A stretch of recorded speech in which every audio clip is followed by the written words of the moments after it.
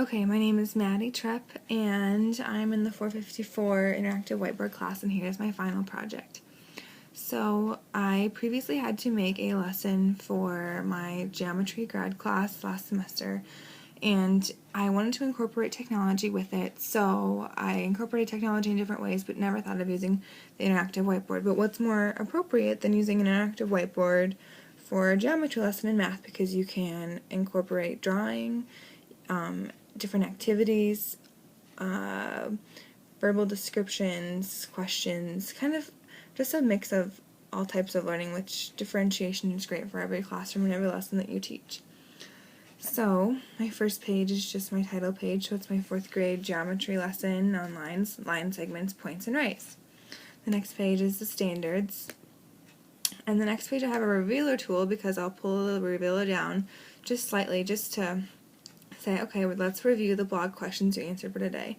I really like using the revealer tool because it allows me to keep the focus on what I want the students to be seeing on the board.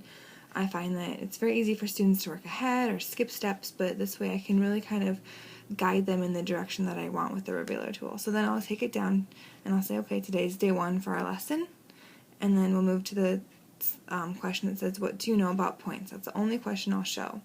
And I'll have the students come up and write their answers. In order to just let the students work with that question, on the next page, if you click the next slide, that's where they can write their descriptions. And I'll just toggle back and forth between each of the questions. So they'll move down to the next question. What do you know about lines? What do you know about line segments? And we'll just keep on moving down the questions, and their responses will be on the next 2 pages. And this way, they'll come up and write their descriptions of their answers.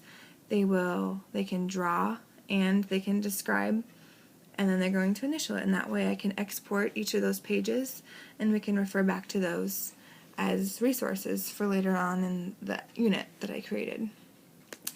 The next page is it's a grid. I got this from the templates for the math resources from ActiveInspire, and I have the directions at the top: draw a point, draw a line segment, and draw a ray. They can pick their colors, they can undo, they can leave it.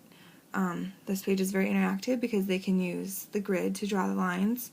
They don't have to use the grid. I think it's just a great geometry tool, and especially with 4th graders, they'll be introduced to grids like this, and so when more exposure is better, and practicing with this is great, and it's for the whole class to see too. It's not just on their own paper. So just to check up on what the students are, how they are doing with the introduction to lines, line segments, rays, and points, we're going to do a little what we know game. And I got this template also from ActiveInspire, but I changed it and made it my own in order to cater my lesson. So I just said what we know. So it says, looking at your drawings, what makes it a line, point, line segment, and ray. So as the teacher, I will administer this, and we will go through it together. So 1, it says response. So 1 through 3 are responses, and then 4, 5, and 6 are kind of just little informal assessments for myself as a teacher. That way, if students are really struggling, then we can kind of backtrack and we can kind of go over some things. I can add in new slides. I can really think about what my lesson needs and what the students are missing, or we can keep moving forward. The slide after that is the students are going to get into groups. They're going to get into groups of 3, and they're going to, it says, as a table, groups of 3, which my students hopefully be in groups of 3 at their tables. That's what I would define as a good table group, but they might have 4. So they'll just get in groups of 3 regardless, find a table, and as a group of 3, they're going to come up with a final definition for each of the things we are discussing. And group 1 will go up, and they will I'll leave the revealer tool, or the spotlight tool, in a square to complement the squares for each of the groups. And the group will go up and they'll draw, or they will type. I'll let them type on my computer, or I'll have a wireless keyboard. And they'll discuss what they drew and what they need to describe about each of their definitions of a point, ray, line, and line segment. So they'll do that for each of the groups. and I'll vary the groups with how many students I have. The next one is kind of like a game, but also a check tool for me and a check tool for themselves, where it's like an I Spy game. So they're going to have to go up and they're going to have to point out a line segment, ray, and points. I will also draw in, when I get up there, a couple lines, because all of these are either line segments, rays, or points. I mean, they can circle the part of what is a line, I think, but from what the definition of a line is, there's not one that is specifically just a line, because they all look like line segments or rays.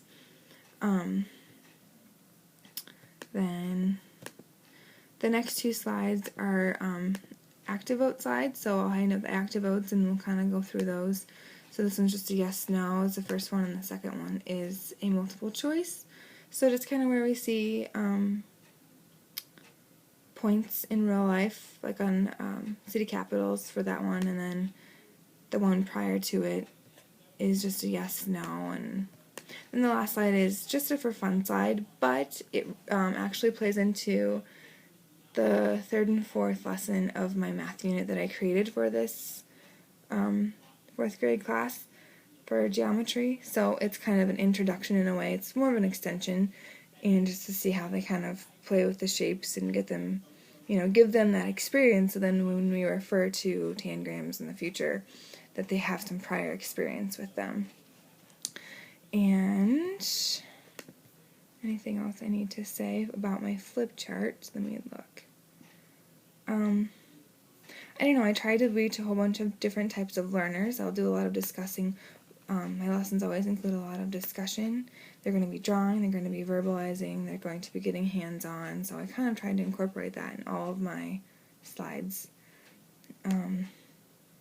So I definitely will keep this and use it for my future lesson, and I'm going to actually input it into my unit that I've previously created. And that's it. Thanks.